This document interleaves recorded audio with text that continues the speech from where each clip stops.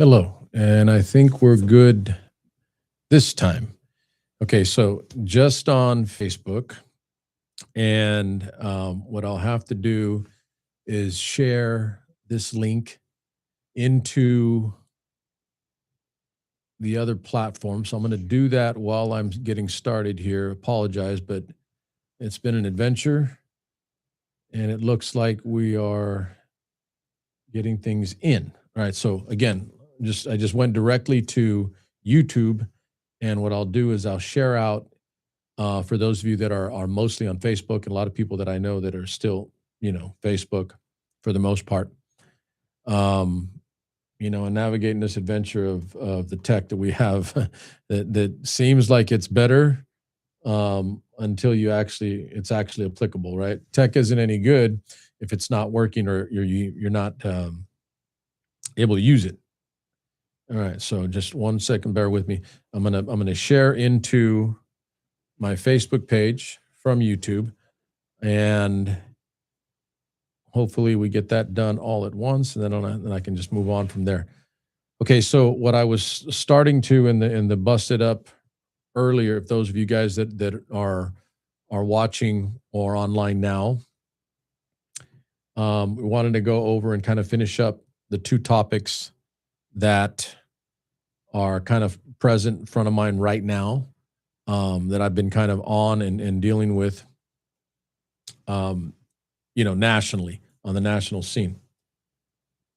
Okay, it looks like paste. We should be good.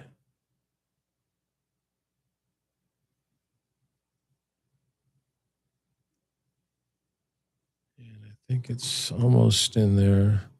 Again, bear with me. This is for the Facebook group in SuperMex Nation.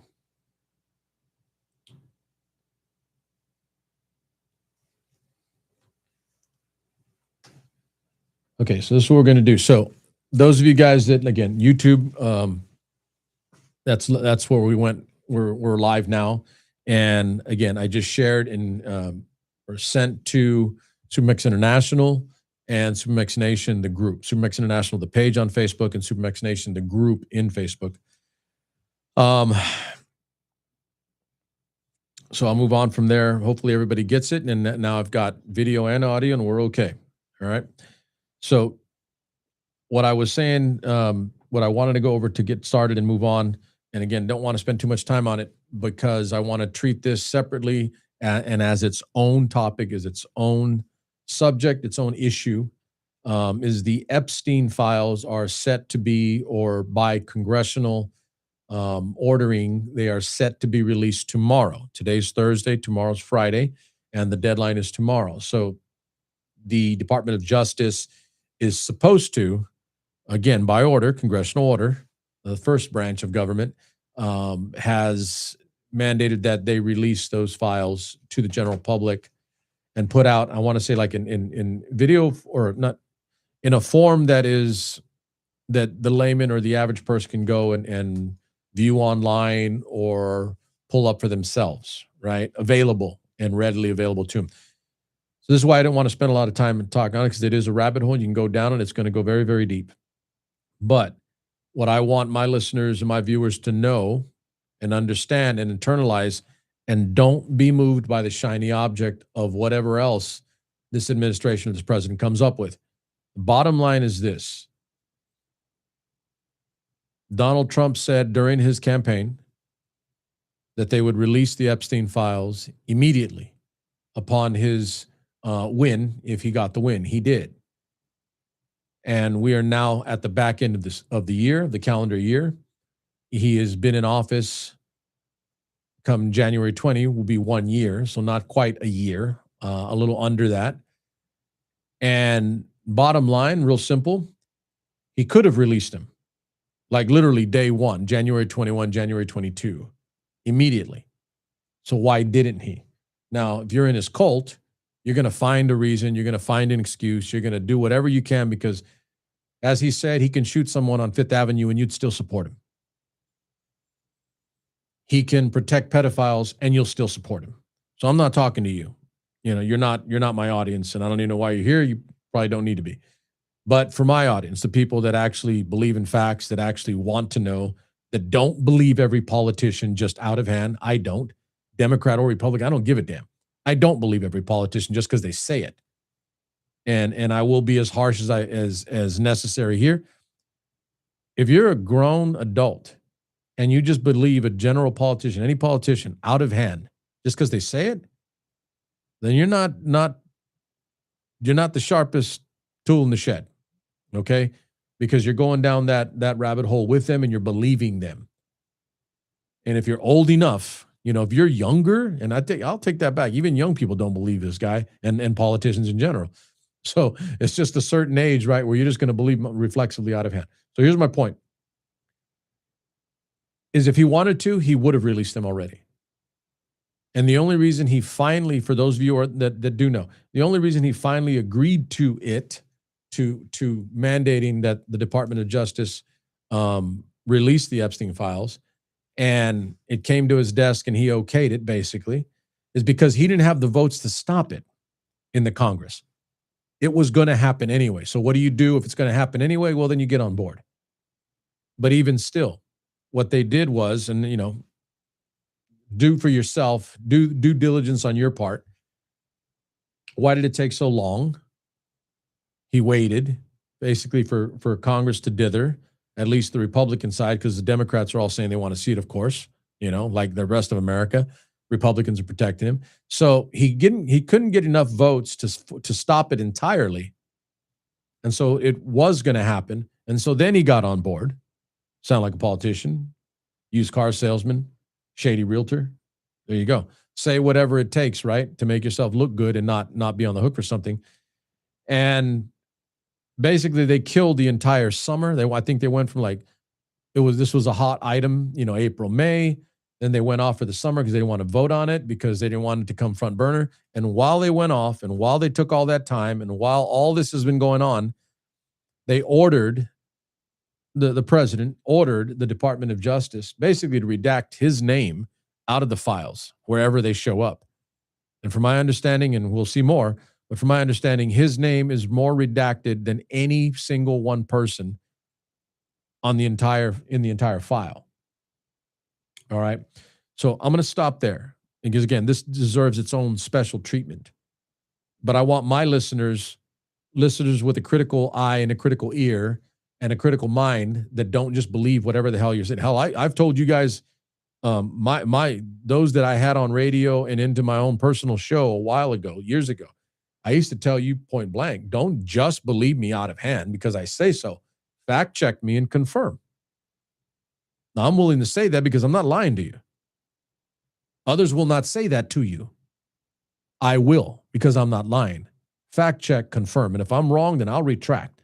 I have been wrong once in a while, once in a great while. But I have no hesitation in correcting. Okay? Those that don't want you to fact check and confirm, it's because they're lying to you, they're bullshitting you, and you're falling for it, hook, line, and sinker. All right, so again, I'm going to leave it there. It's supposed to come out tomorrow. But don't for 1 minute think that Donald Trump did not want this to happen. Okay, he didn't. He had no choice. And so what he did is what he could do, which is have the Department of Justice paid out of our taxpayer dollars, mine and yours, to redact his name and to basically make sure that it is as sanitized as possible so he doesn't look as bad. Because there's nobody that's, even his most hardcore cult members know that not only is he in the files, but it's going to look ugly. And then they're doing gymnastics to try to reflex themselves so that it doesn't look as bad. But again, I'll treat that as a separate item, separate issue, probably sometime next week. I do want to set that aside as its own particular item. Okay. And again, it will be fact-based.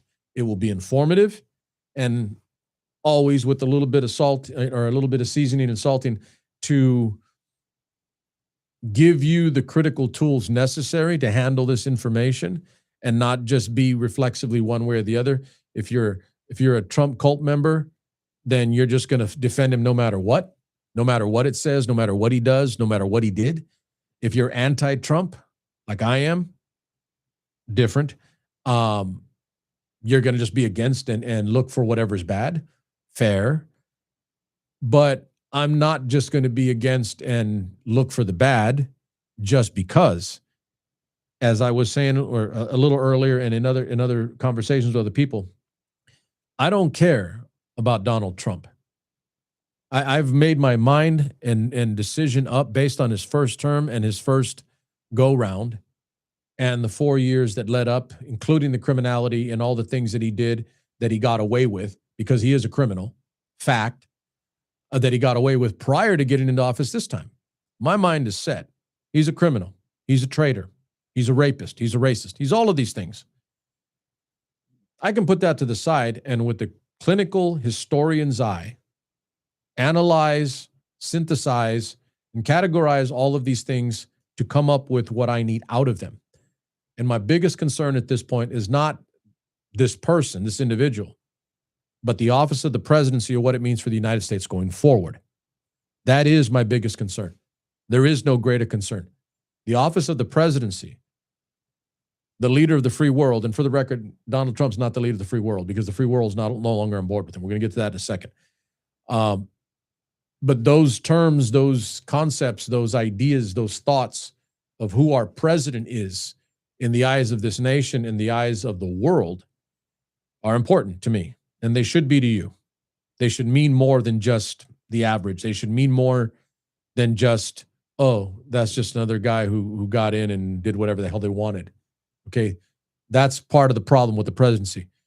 The presidency, the office of the United States president, has increasingly and exponentially gained more power, more authority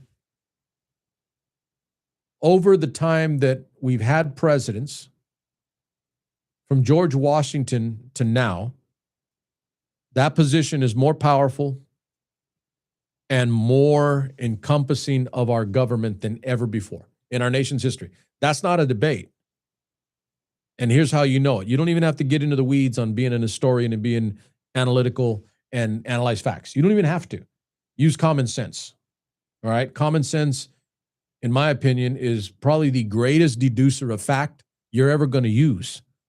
Some of you don't use it because you get misled and used and abused by people that are telling you lies. Okay? But here's the common sense of it. Here's the common sense of it.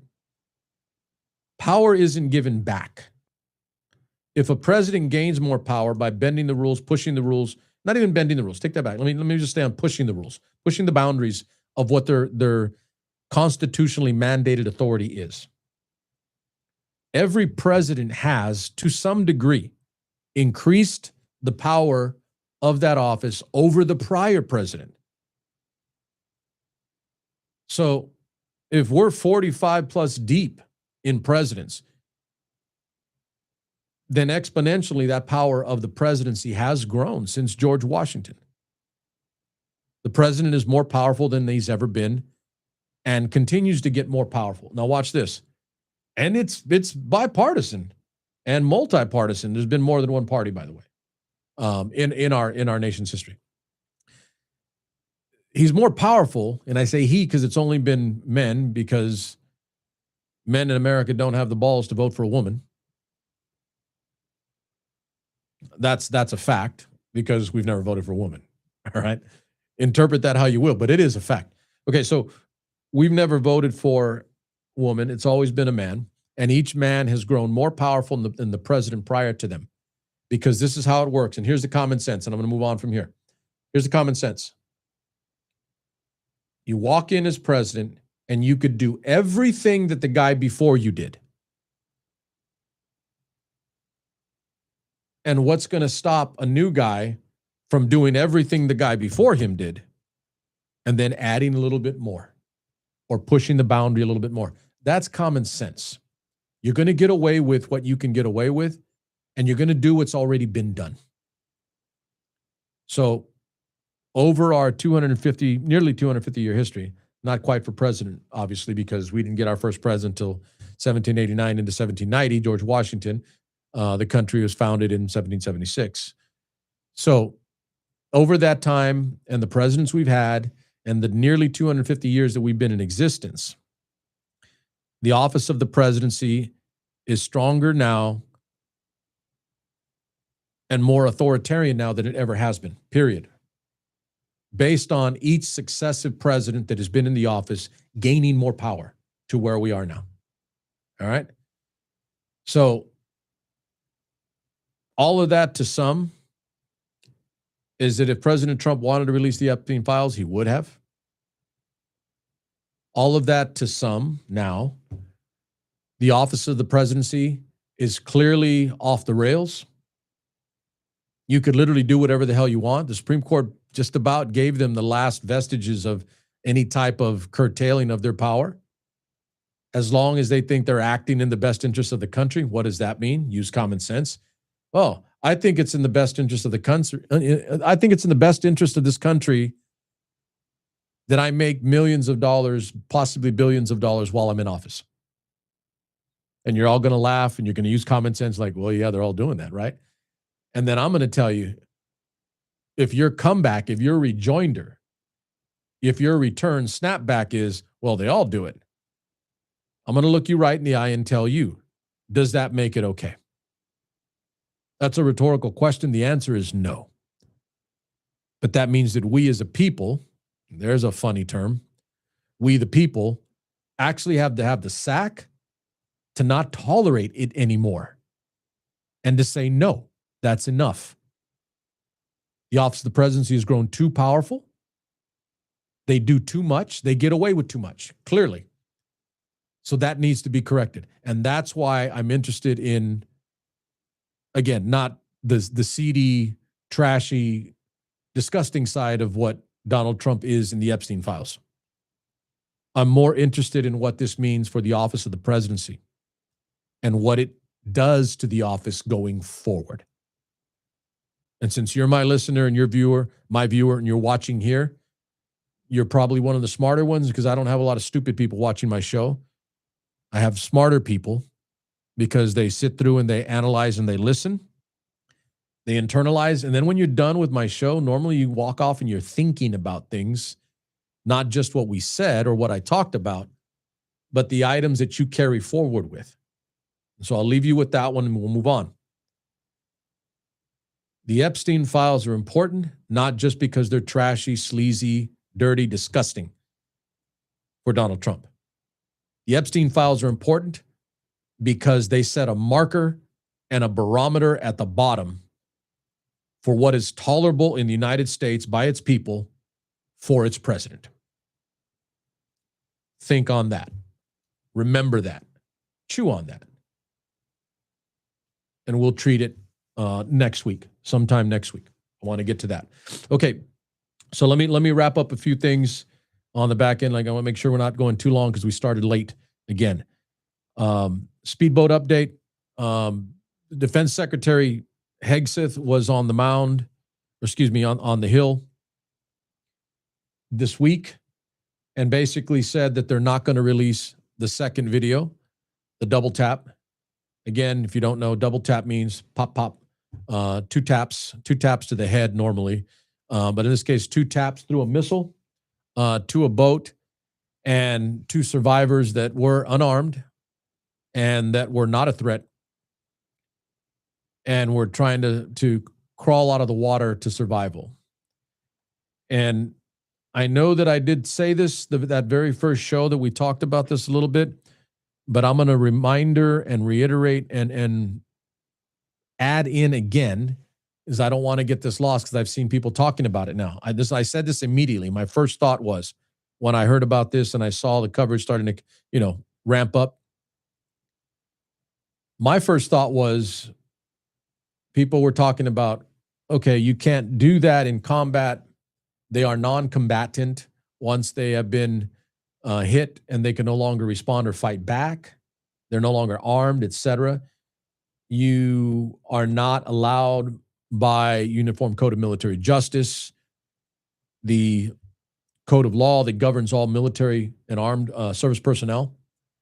Also, Geneva Convention that kind of governs or regulates internationally. And my first thought was, well, they're non-combatant. They can't be hit. That's against Uniform Code of Military Justice. I know that because I had a class on it in my non-commissioned officer training. And then I thought again, I'm like, wait a minute. Are they combatant? And then I said to myself, and a reminder, because I said this on the very first show we did, I don't remember Congress voting to go to war with Venezuela. I don't remember Congress voting to go to war anytime recently. And reminder, SuperMex Nation listeners, viewers, you're not stupid. Don't be here. Don't. Okay? Why? Not just because I say so, because I'm going to give you something and you know it to be true. In our Uniform Code of Military Justice, again, we are not allowed to.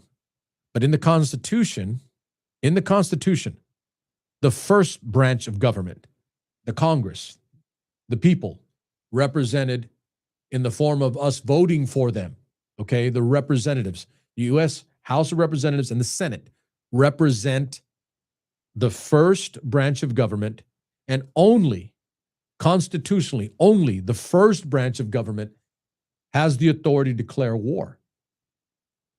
Only the Congress. A president cannot declare war unilaterally. For those of you that remember, obviously none of you old enough, but those of you remember maybe out of a class or school, when we were attacked by the Japanese in Pearl Harbor, one of the most horrific and tragic days in the history of this country, FDR, Franklin Delano Roosevelt, the president, had to go to Congress to get Congress to declare war against the Japanese nation. Okay? So our smart members of SuperMex Nation, our smart members of that listen to my show, watch my show, know that only Congress is constitutionally mandated or authorized to declare war. So we're not at war. And that was my first thought, like, we're not at war. So why are we even having this discussion? We have the United States military smoking, basically what amounts to an ass whooping and a killing, smoking people in the Caribbean, using missiles from high in the sky, out of range. I'll say that too. Like, I'm not an apologist for traffickers and druggers, right? I'm not. I stated that on one of my shows. I don't do drugs. Okay. And I don't think it's good. But watch this. I doubt those dudes even saw where they got hit from. And some of you are laughing because you're video game people, you're video game warriors. You're like, smoke this fool from like 500 yards away. Real brave. Yeah, you're a tough guy. Real tough guy. But they're just getting hit. They're just getting hit. So we're not at war. We haven't declared war. Although Donald Trump is trying his hardest to declare war against Venezuela. And, well, wait a minute, that can't be right because he said no more wars, right? Well, we're not at war with Venezuela. And we're not at war officially with a drug cartel because they're not a nation or a state. That's different. Not saying it's wrong. I'm just saying it's different. It's not the same. So we're not at war. We're using our war capacity, our nation's military, the power of our Army, Navy, Air Force, Marines, Coast Guard. But watch this. This is what it boils down to. And this is where my mind is at. This is where it was immediately. And now that I've thought more of it, and now after I've seen Pete Hegseth say they're not going to release the second video that I alluded to earlier, they're not releasing the second video. What a coincidence. What a coincidence. They don't want to, because you're going to see two guys crawling out. Again, I don't give a damn who they are. Does not matter. They're two human beings crawling out of the water that were just attacked, just hit. And then we hit them again with a missile that they never saw coming. They didn't even know it was coming. That is a violation, again, just on the war side. If we were at war, that is a violation of war. But it's not. Why? Because we're not at war. And so here's my final point on it. We're not at war. So then what is that? We're just unilaterally deciding to take out whoever the hell we want, wherever we want, whenever we want, however we want. I'll say it. That's just murder. Because if you're just killing them, and watch this, because this isn't war. This isn't military. We're not at war. This is civilian. And therein lies the rub. If you're civilian in my United States, whoever the hell you are, if you're a drug trafficker, a murderer, a rapist, or even a pedophile protecting president, you get your due process. That's the United States. That's what we were founded on. We are supposed to be a nation of laws, and laws govern how we conduct ourselves as civilians and as military. So I'm going to leave you and move on from the speedboat incident / issue, because it is an issue. I've already fleshed that out a little bit for you, but it is an issue. So again, it can only be one or two, can't be both. We can't be at war and not at war. And we know we're not at war because the Congress did not vote for us to go to war.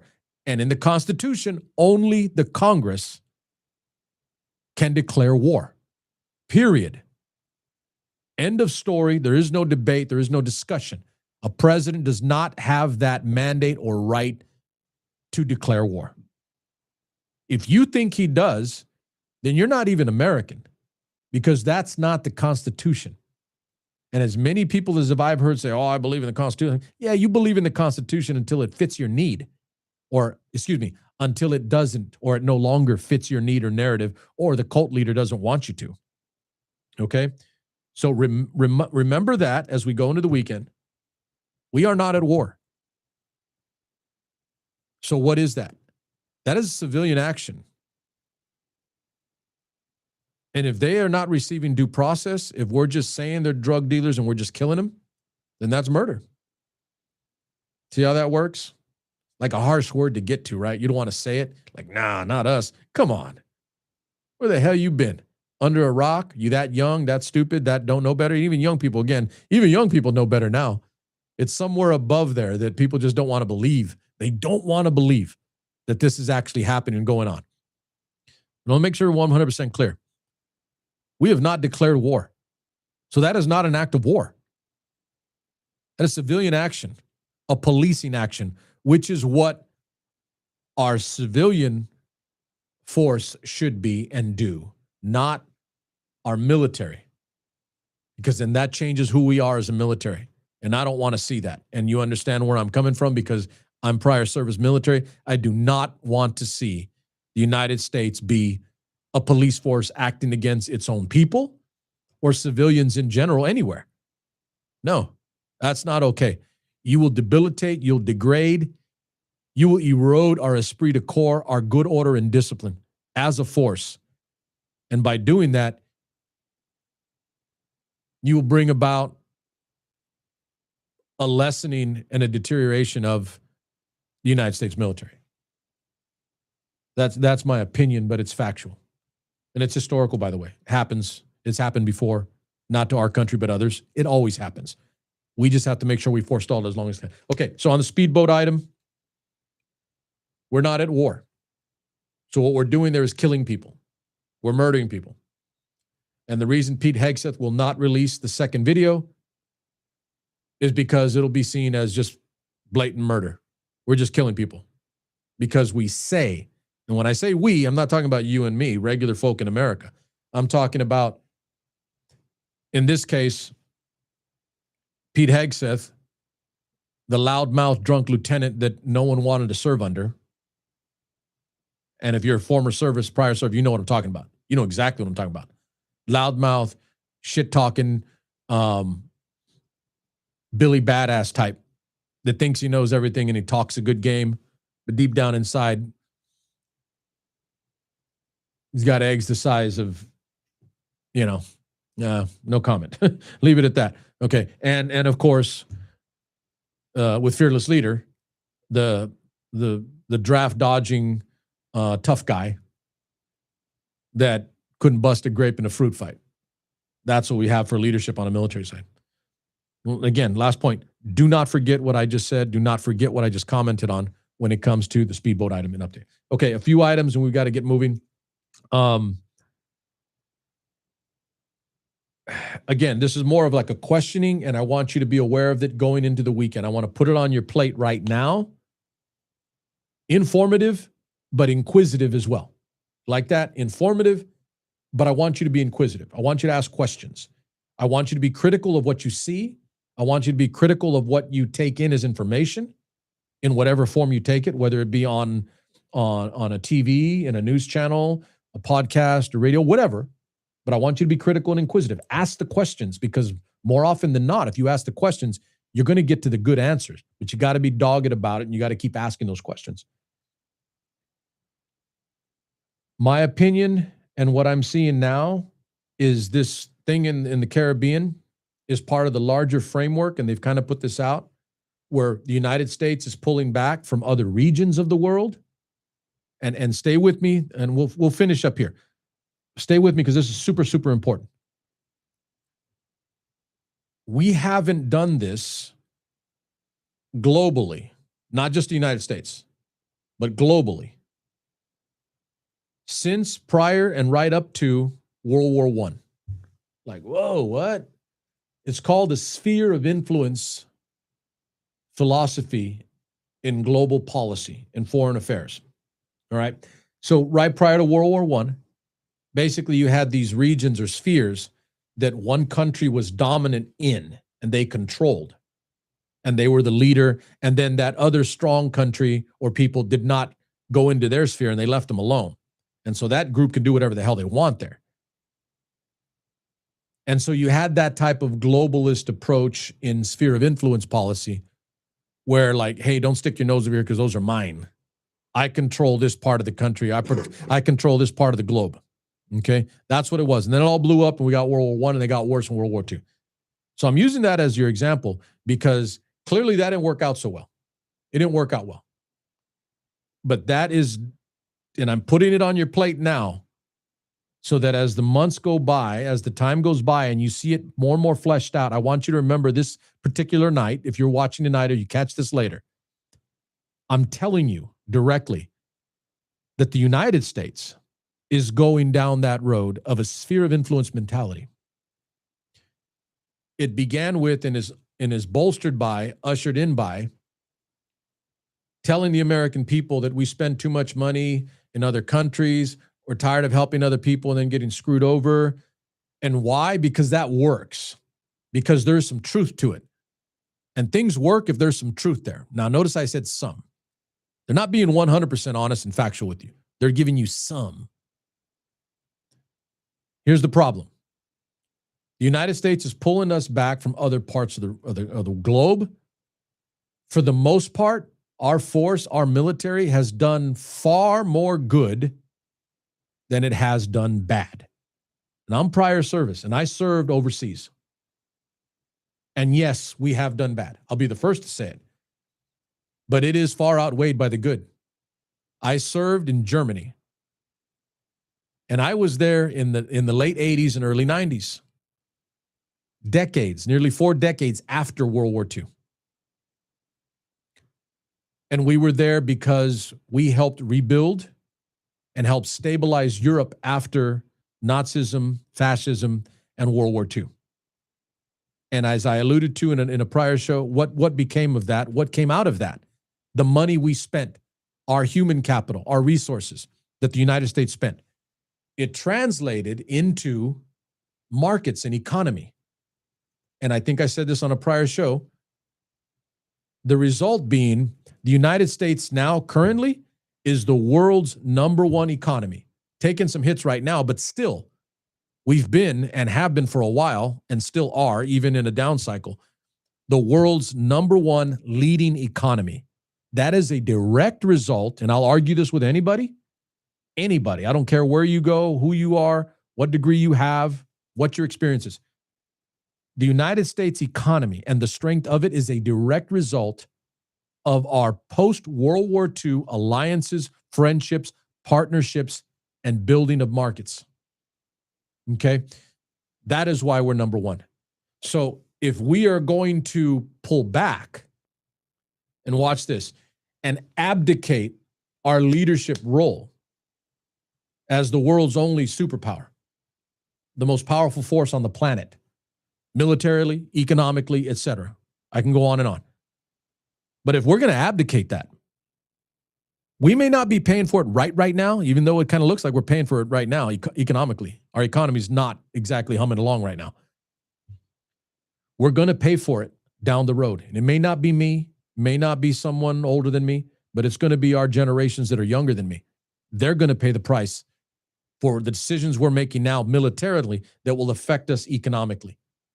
We're pulling force from other parts of the world to do what?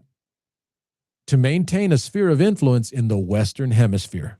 That will be our sphere of influence, meaning this is ours. Never mind that those Latin American countries don't get a say in the matter, right? Clearly they're not. We're just going to tell them what to do. Never mind, that's not good for neighbor relations.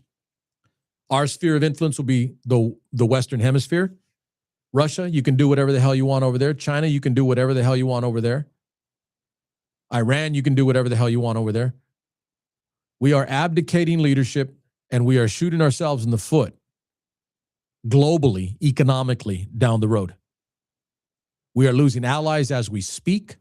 Europe is now, and I'm going to finish with this point, Europe now, the leaders of European countries have stated openly that they can no longer rely on the United States as a trusted partner in our force posture, foreign policy, our military, and our reliability as an ally. We're no longer trusted. And let me be clear.